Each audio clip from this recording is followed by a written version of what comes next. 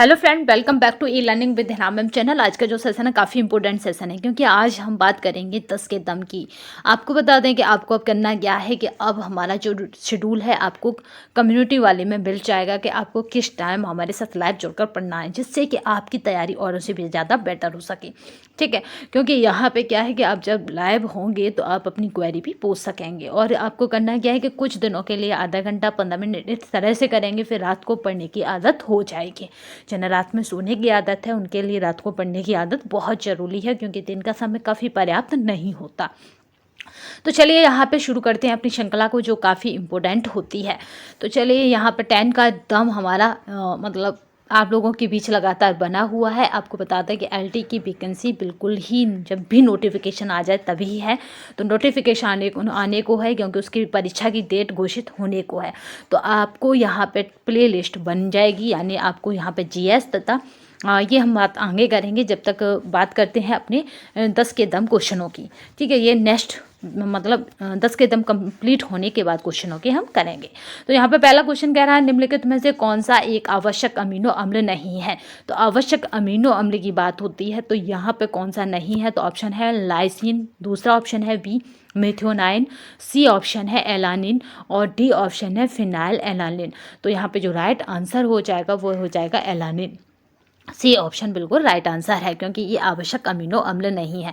इसकी एक लिस्ट बना दी जाएगी, आवश्यक अमीनो अनावश्यक अमीनो अम्ल जल्दी ही आपको। हमने अब कहा कि क्या है 30 से 40 मात्र दिन में क्या है आप होम साइंस के सिलेबस को कवर कर सकते हैं। तो टेंशन नहीं लीजिएगा, जब इसका कंटेंट आपको डिलीवर कराएंगे यानी जब आपको कंटेंट देंगे तो इसको मात्र बहुत जल्दी शॉर्ट टाइम में ख़त्म कर देंगे।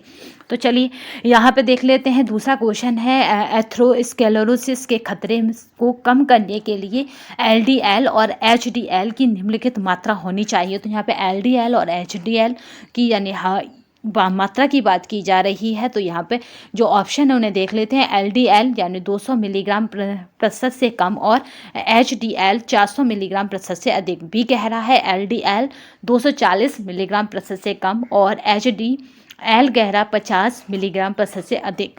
जबकि सी कह रहा है एलडी यहाँ पे एलडीएल 200 मिलीग्राम प्रतिशत से कम और एचडीएल 400 मिलीग्राम प्रतिशत से कम। जबकि एलडीएल यहाँ पे देखिए आपको ये टर्म बार बार परेशान करेगा। तो एलडीएल यानी लोअर बताता है और एचडी यानी हायर बताता है उसी को। ठीक है, तो ये एलडीएल 240 मिलीग्राम प्रतिशत से कम। ठीक है, एल माने होता है लोअर, इसलिए यहाँ पर कम का टर्म यूज किया जा रहा है। एच डी एल 40 मिलीग्राम प्रतिशत से अधिक। तो अधिक इसलिए यूज किया जा रहा है क्योंकि यहाँ पे एच का मतलब हाई फ्रिक्वेंसी, जितना हम ओवरडोज दे सकते हैं, हाई दे सकते हैं।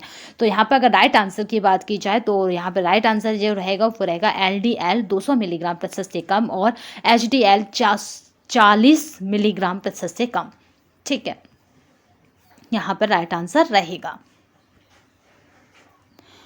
आहार भंडारण की संपत्ति सूची का अवलेख किस में रखा जाता है। तो आहार यानी आपका कैंटीन जिसको बोलते हैं, आप याद रखेंगे। उसके भंडारण की संपत्ति की अगर सूची की बात की जाए तो लेजर, भंडार सूची, क्रैश बुक और पत्रिका। तो यहाँ पे भंडार सूची में रखा जाता है, क्योंकि भंडार की संपत्ति है तो भंडार सूची के अंतर्गत रहेगी। एक गर्भवती माता के लिए कितने लोहे की आवश्यकता होती है। तो 30 मिलीग्राम, यहाँ पे 32 मिलीग्राम और बात करी जाए 38 मिलीग्राम और 38 मिलीग्राम के बाद 36 मिलीग्राम। तो 4 का जो राइट आंसर है ऑप्शन के अकॉर्डिंग वो हमारा यहाँ पे 38 मिलीग्राम। अब यहीं पे बात कर लेते हैं कि अभी अगर किसके अकॉर्डिंग इससे अधिक नहीं लेना है। याद रखिएगा, यहाँ पे बात आरडीए जो चार्ट आया है वो मैंने आपको सबको टेलीग्राम पर 3 बार पोस्ट कर दिया है, व्हाट्सएप पर पोस्ट कर दिया है। तो अगर किसी ने नहीं निकाला हो तो आरडीए चार्ट टेलीग्राम से जाकर आप निकाल सकते हैं। तो यहाँ पे टीयूएल की जो वैल्यूज़ पूछी जाती है उसका मतलब होता है इससे आपको अधिक नहीं लेना है। तो उसमें अगर जो प्रेग्नेंट वुमेन होती है या लेडीज होती है उसकी अगर आयरन की अगर मात्रा को पूछा जाए कि प्रेगनेंसी की कितनी है तो वो 45 है। ठीक है, 45 से इसको अधिक नहीं लेना है।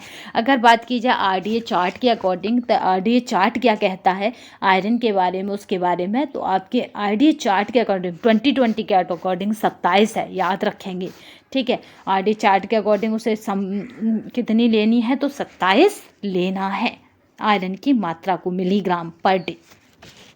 तो यहाँ पे जो उसकी आवश्यकता की कितने लोहे की आवश्यकता होती है ऑप्शन का अकॉर्डिंग 38 है, बट यहाँ पे अगर जो आरडी चार 2020 है तो यहाँ पे 27 है और 45 से अधिक नहीं लेना है। ये वैल्यू कौन देता है, टोरेलेवर अपर लिमिट, यानी ये एक निश्चित आइडिया डिसाइड करता है कि इससे अधिक नहीं लेना है, जिसको शॉर्टकट में TUL कहते हैं। नेक्स्ट चलते हैं, मानव शरीर में वसा की सुपाच्यता के लिए उत्तरदायी एंजाइम है। जल्दी ही हम आरडीए चार्ट की एक वीडियोस लाएंगे जिसमें हम आरडीए चार्ट, TUL और उसमें अदर चार्ट जो दिए हुए हैं सबको डिस्कशन करेंगे। मानव शरीर में वसा की सुपाच्यता के लिए उत्तरदायी एंजाइम है, तो कौन सा एंजाइम है जो मानव शरीर में वसा की सुपाच्यता के लिए उत्तरदायी एंजाइम कहलाता है। तो यहाँ पे जो राइट आंसर होगा लाइपेज, एमिलेस, रेनिन, प्रोटीएस। तो यहाँ पे जो राइट आंसर होगा वो रहेगा लाइपेज। नेक्स्ट क्वेश्चन, पॉलिस्टर के लिए पॉलीमराइजेशन कहाँ से कहाँ तक होता है। तो यहाँ पे अगर बात की जाए तो पॉलिस्टर के लिए पॉलीमराइजेशन कहाँ से कहाँ तक होता है, तो यहाँ पे जो राइट आंसर रहेगा वो क्या रहेगा, तो 140 से, यहाँ पर अगर बात की जाए तो वो रहेगा 140 से कितना, 140 से 165 तक। तो यहाँ पर डी आंसर राइट रहेगा। नेक्स्ट क्वेश्चन, निम्नलिखित में से किस डार्ट को ध्रुवीय बिंदु तक खींचा जाता है। तो यहाँ पे जो राइट आंसर है वो है फिश डार्ट को ध्रुवीय जो बिंदु होता है वहाँ तक खींचा जाता है। नेक्स्ट क्वेश्चन देखते हैं, पोशाक पर लगाई जाने वाली जेम, जो पोशाक है उस पर लगाई जाने वाली जेम क्या करती है, तो कंगारू पॉकेट कहलाती है, याद रखेंगे। क्योंकि भाई कंगारू की यहाँ पे पेट पर ही तो क्या होती है, पॉकेट होती है। इसी तरह आपकी पोशाकों में यहाँ तो जेम इधर से दे रखी हो या इधर से दे रखी हो, बात की है, बट ये यहाँ पे है आपकी स्टोमच के ऊपर आती है, तो इसलिए इसको कंगारू पॉकेट कहते हैं। क्योंकि कंगारुओं के पेट पर ही क्या है, जेम होती है, जिसमें क्या करते हैं वो अपने बच्चे को सुरक्षित रखते हैं। एक थैली नुमा होता है, जैसे सपोज इस तरह पेट है उसका, तो इस तरह एक थैली होती है जिसमें वो अपने बच्चे को सुरक्षित रख लेती हैं। किसी भवन के चारों ओर खाली स्थान छोड़ने के मानक को क्या कहते हैं, तो रुकावट कहते हैं, सवातन कहते हैं, खाली स्थान कहते हैं, भूदृश्य कहते हैं। तो भाई खाली स्थान है और खाली स्थान छोड़ा है तो खाली स्थान ही कहेंगे उसे। ठीक है, मनुष्य तथा उसके कार्य संचालन पर्यावरण के वैज्ञानिक अध्ययन को क्या कहते हैं। तो यहाँ पे जो राइट आंसर रहेगा वो जान लेते हैं। पहला ऑप्शन है जननांगी कहते हैं, दूसरा ऑप्शन है श्रम दक्षता शास्त्र कहते हैं, तीसरा है काल शरीकरण कहते हैं और चौथा ऑप्शन है वो जीविका परक स्वास्थ्य कहते हैं। तो आपको बता दें कि आपको करना क्या है कि जो कम्युनिटी वाला कॉलम है उसमें जल्दी ही आपकी क्लास का शेड्यूल आ जाएगा रात ही का, तो रात में भी अब स्टडी चालू करनी है, क्योंकि कभी भी एग्जाम डेट आ सकती है LT की, कभी भी नोटिफिकेशन आके फॉर्म भरवाए जा सकते हैं, क्योंकि LT 2018 से अभी तक नहीं हुआ है। जब भी होगा तो आपको टाइम नहीं दिया जाएगा, तो LT ग्रेड का अध्याचन जल्दी ही जारी होगा। ठीक है, यहाँ पे देखिए कैलेंडर में LT ग्रेड PCSJ को शामिल करने की तैयारी। ठीक है, यहाँ पे बहुत जल्दी ही कैलेंडर में ये चीज़ आपको देखने को मिलेगी कि जल्दी ही LT ग्रेड में आपको विज्ञप्ति देखने को मिल जाएगी। ये कौन जारी करेगा, तो UPPCSC जल्दी ही जारी करेगा। प्रयागराज से ये न्यूज़ है और काफ़ी इम्पोर्टेंट और ऑथेंटिक हो जाती है जब न्यूज़ कहाँ से हो, अमर उजाला ने दी हो। ठीक है, तो यहाँ पे आपको प्लेलिस्ट, जिनके पास पैसा नहीं है या इसी कारण अदर कोर्सेज नहीं खरीद पा रहे, तो परेशान होने की आवश्यकता नहीं है। यहाँ पे क्या है, आपको दोनों प्लेलिस्ट अलग से मिल जाएंगी, क्योंकि मैंने देखा अगर मैं प्लेलिस्ट ना बनाऊँ तो आप आधे से ज़्यादा कन्फ्यूजन में रहते हैं। तो LT की GS और LT की होम साइंस इस तरह मिलेंगी, बट होम साइंस में आपको अभी कुछ नहीं मिलेगा, क्योंकि आपका जो TGT PG का कंटेंट है वही LT में, बट LT में कुछ यूनिट एक्स्ट्रा बढ़ जाती हैं जिन्हें हम सिलेबस से पहले जो LT का जैसे ही प्लेलिस्ट बनाएंगे होम साइंस की, उसमें देन सिलेबस को डिस्कस करेंगे। ओके, उसको बताएंगे कि सिलेबस कहाँ कहाँ TGT PGT से अधिक है LT में, क्योंकि LT का सिलेबस TGT PGT से अधिक है, ये निश्चित मान के चलिए। तो जो पार्ट अलग हैं वो पार्ट हमें पढ़ने हैं, तो तब तक TGT PGT वाला पार्ट पढ़िए, क्योंकि वो भी इम्पोर्टेंट है LT के लिए। और GS का आपको जल्दी ही प्लेलिस्ट बनाकर उसमें GS के पार्ट का सिलेबस के अकॉर्डिंग आपको कंटेंट प्रोवाइड कराने की पूरी कोशिश की जाएगी। क्योंकि कोशिश करना हमारा काम है। और भाई जब हम चलते हैं तो रास्ते में समस्याएं बहुत आती हैं, तो केवल और केवल हमारा जो काम है वो है कोशिश करते रहना। हम कितने कामयाब होंगे ये तो हमारा रिजल्ट बताएगा और समय बताएगा।